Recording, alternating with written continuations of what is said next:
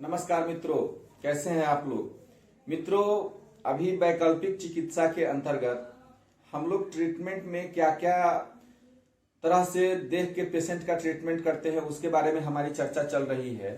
और इस चर्चा के क्रम में इसके पहले हमने सूर्य ग्रह से संबंधित कौन से रोग हो सकते हैं, चंद्रमा से संबंधित कौन से रोग हो सकते हैं, अगर किसी मान लीजिए कि छठे स्थान में है तो वह रोग का प्रकोप कुछ दिन में शांत भी हो सकता है, लेकिन अगर मान लीजिए किसी के 8वें घर में हो तो 8वां घर आयु भाव से बोला जाता है और वो मृत्यु भाव भी कुछ लोग उसको बोलते हैं।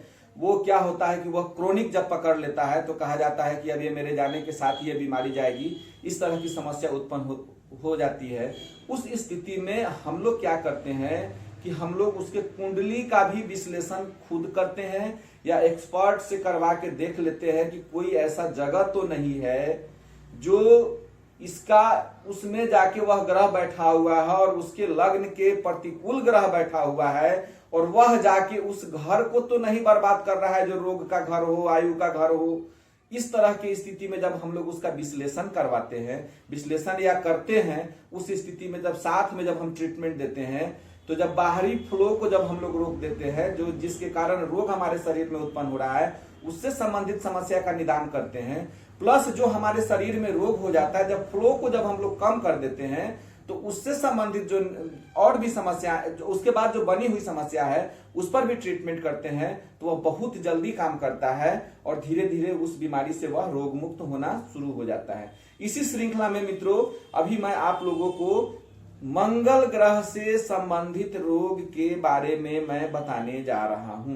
मंगल ग्रह को सबसे गर्म ग्रह बोला जाता है, मंगल को आग बोला जाता है। तो अगर किसी की मंगल ग्रह की ऊर्जा अनबैलेंस हो जाए उस स्थिति में उसके शरीर में पित्त संबंधी रोग बहुत अधिक हो जाएंगे। जल तत्व की मात्रा कम अगर हो जाए तो पित्त बहुत अधिक बढ़ जाएगा, तो पित्त से संबंधित विकार इसके अंदर भी हो सकते हैं।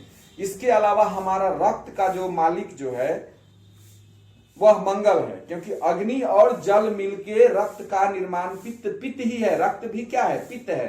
तो उस स्थिति में रक्त संबंधी विकार की समस्या उत्पन्न हो सकती है।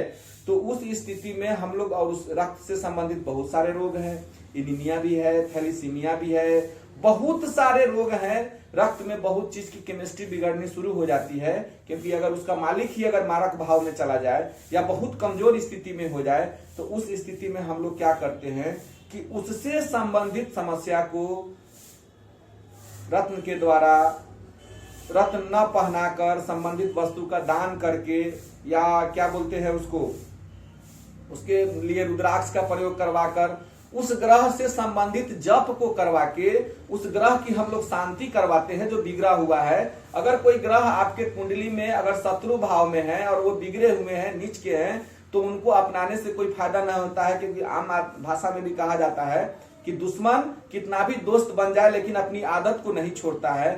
तो हम लोग लेकिन उसके प्रकोप को हम लोग कम कर सकते हैं, उससे संबंधित वस्तु का अवॉइड करके और उसको कंट्रोल करने वाले वस्तु का प्रयोग करके उसको हम लोग रोकते हैं। साथ में जब हम लोग ट्रीटमेंट देते हैं तो इसका बहुत अच्छा रिजल्ट मिलता है। आज मैंने मंगल ग्रह से संबंधित जो विकार हैं जो हमारे शरीर में उत्पन्न हो सकते हैं उसके बारे में मैं बता दिया। अगले वीडियो में किसी अगले बीमारी के अगले ग्रह का किसी बीमारी से क्या संबंध है, किसी ऑर्गन से क्या संबंध है, उसके बारे में बताएंगे। तब तक के लिए नमस्कार, धन्यवाद, जय हिंद, जय भारत।